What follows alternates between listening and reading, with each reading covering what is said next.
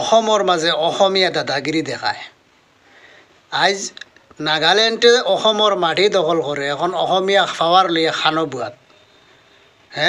এতিয়া খালি মানে গড় পাৱাৰ, গড় দাদাগিৰি।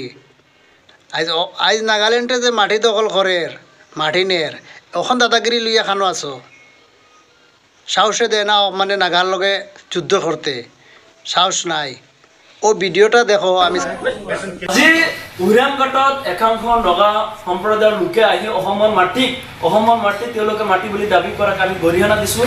আজি আমি ক'ব বিচাৰিছোঁ একাংশ দল সংগঠন বিশেষকৈ জিতু বৰুৱা, চিংকল চলিহাতৰ নেতৃত্বত ম্যাখাতৰ নামত উহিৰামঘাটত মানুহক বহুত অত্যাচাৰ কৰা দেখা গ'ল। বিশেষকৈ ভাৰতীয় নাগৰিক যিসকল মুছলমান লোক আছিলে তেওঁলোকক কিন্তু অত্যাচাৰ কৰা পৰিলক্ষিত হৈছিলে। আজি তেওঁলোক ক'ত গ'ল? তেওঁলোকৰ কথা হ'বনে? আদিবাসী খিলঞ্জীয়া লোকসকলক যেনেকৈ অত্যাচাৰ কৰি আছে উহিৰামঘাটৰ ৰজাগাঁও, সেই মানুহখিনিক আজি নিৰাপত্তা দিবলৈ তেওঁলোক ব্যৰ্থ হৈছে কিয়? আজি অসমৰ মাটি তেওঁলোকে দখল কৰিবলৈ চেষ্টা কৰি আছে। তেওঁলোকৰ মাটি বুলি দাবী কৰি আজি খেতি পথাৰত নামি পৰিছে একাংশ নগাই। গতিকে আমি আহ্বান জনাইছোঁ, আজি বীৰ লাচিত থানাৰ শৃংখল চলিহা, জিতু বৰুৱা ক'ত গ'ল? তেওঁলোকৰ কথা হ'বনে এওঁলোকৰ বিৰুদ্ধে যুদ্ধ কৰিবলৈ? আজি ইমান দিনে উহিৰামঘাটত আমাৰ মুছলিম সম্প্ৰদায়ৰ মানুহখিনি অৰ্থাৎ মেয়াৰ লোকসকলে যেতিয়া খেতি বাতি কৰি আছিলে আপোনালোকৰ সহ্য হোৱা নাছিলে। আজি সেই মাটি যেতিয়া বেলেগে দখল কৰিব চেষ্টা কৰিছে আৰু তেওঁলোকৰ বুলি দাবী কৰি আছে, এতিয়া অসমৰ মাটি নগা লোকসকলক আপোনালোকে দি দিছে নেকি?